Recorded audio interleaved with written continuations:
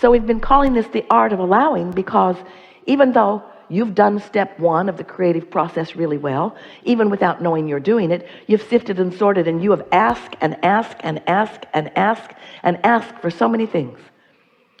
And everything that you've asked for has been answered and answered and answered and answered. It has culminated in this vibrational reality, and Source has been tending it, and Law of Attraction has been growing it, and it is bursting at the seams, ready for you to realize what's being revealed to you all the time. But you've got to be in the receptive mode. You've got to be happy. You've got to be tuned in, tapped in, turned on. You've got to be in that mindset where you can realize it.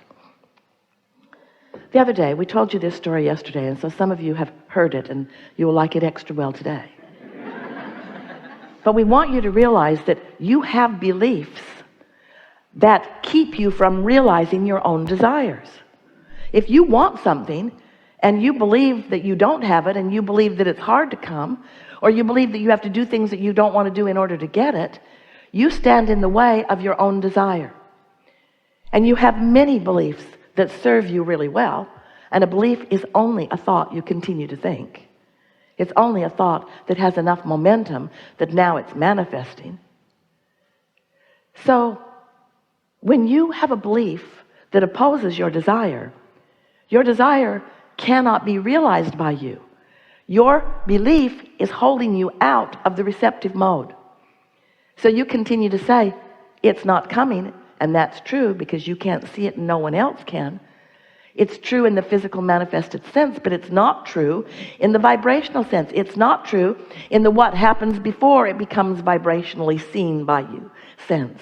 And that's the thing that we want to make you aware of.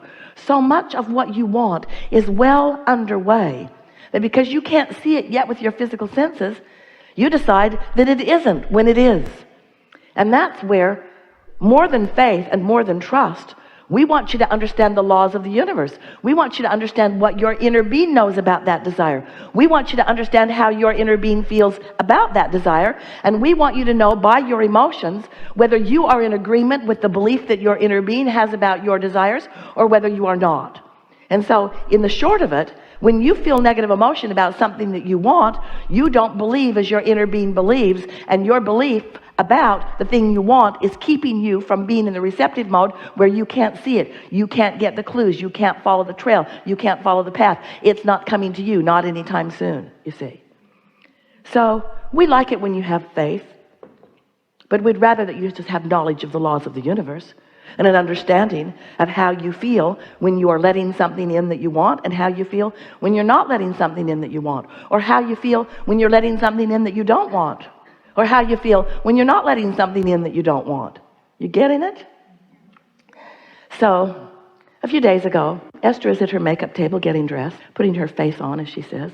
Oh, ye of little face. So she has everything spread out, and she has a loose powder that's in a container. It's quite large. It's a black container, has a black lid on, and the lid screws and reveals the powder puff and the powder. So Esther is ready for it, and she picks up her powder, but it's only an empty lid. And she thinks, what happened to the powder? Where is it? She looks all around her table. Now her table is this big, this big. She looks everywhere on the table. What happened to my powder? So she goes and rifles through her suitcase. Maybe it came apart in the suitcase, which she is dreading because that means there's going to be a mess in there. Maybe I left it in San Diego at the last hotel. She's trying to rationalize why it isn't where it should be. So then, we inspired her to make her bed, to hang up her clothes, to put her shoes on, and then she went back to finish putting her face on. And she looked down, and there was the powder right next to the lid. It was right there. It wasn't more than 3 inches away. But her belief that it was in the container that it was always in was so strong that she could not see it where it really was. And if it hadn't happened to her, she would not know with the fervor that she knows it, how her own belief about something can keep her from seeing something that's right before her. You miss all kinds of clues that your inner being is giving you leading you to that which will lead you to that, which will lead you to that, which will lead you to that, on this joyous journey of unfolding to everything that you want. But often you can't see it right in front of your own face because you have beliefs that disallow it. Now we know you've had these experiences. Esther couldn't find a pen one time. It was a beautiful golden pen. She looked and looked and looked for it. They had moved. She turned the house upside down. She opened every box. She dumped out all of her purses. She looked everywhere, and she decided that that pen was really lost.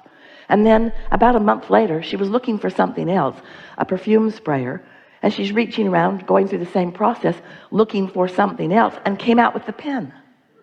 The pen that was in that bag all along, that she had searched through more than once, wanting so much to find it, but believing it was lost.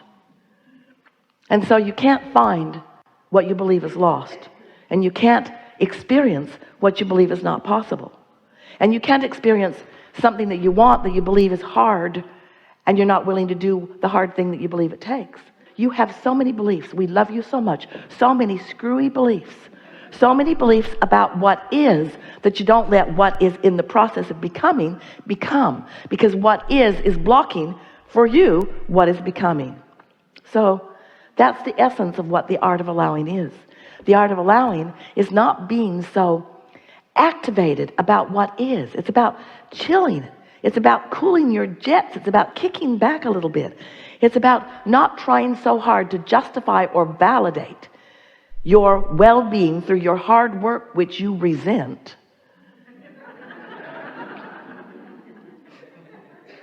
Because there are others who are obviously not working that hard who are thriving. It's about coming into awareness of the laws of the universe, and most important, about your guidance system and what it tells you, so that you can be more often in the receptive mode. So just going to tell you a very fast beginning here. So you've sifted through the contrast and you've launched rockets of desire, many of them, so many you cannot even count them. And some of them you would recognize because you remember the day that you asked for it. But many of them have matured into something even more than the pieces that you put there. In other words, you have a vibrational reality that you have created through the life that you have lived, and even before you came into this physical body, that in many cases is not recognizable to you in the detail that it holds. So since you can't see it yet, you can't know it with your physical senses, you have to feel your way to it, which simply means when you're feeling happy, you are not blocking anything that's there.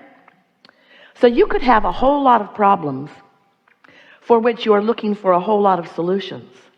And all of those solutions are there, but in your awareness of the problem, you can't find the solution, even though they're being revealed to you over and over and over and over and over again. So you have to be in the receptive mode. That's what step 3 is. Step 1 is you ask. Step 2 is source answers. The vortex is there. It's full of everything you want. Step 3 is you got to get in the receptive mode. We call that the allowing mode, the allowing of what you want to flow into your experience. So the way you accomplish the receptive mode is by being happy, by feeling good. But then you say, I can't feel good because of this. And we say, then you're not in the receptive mode. Then you are a vibrational match to the problem, not in the receptive mode for the solution. So that's what we talk about year after year, all day, every day. It's what we talk about in various ways to assist you in discovering for yourself why you can't see the damn powder. Why have I blocked it from my ability to realize that it's there? And you do those kinds of obvious things all the time, don't you? Haven't you looked and looked and looked for something and there it is right there? Esther always blamed Jerry for that. You are moving things around just to mess with my mind. I know you are. And of course he never was. And now he's not in the house with her. She still blames him. I know you're moving this stuff around. Bring it back. Bring it back.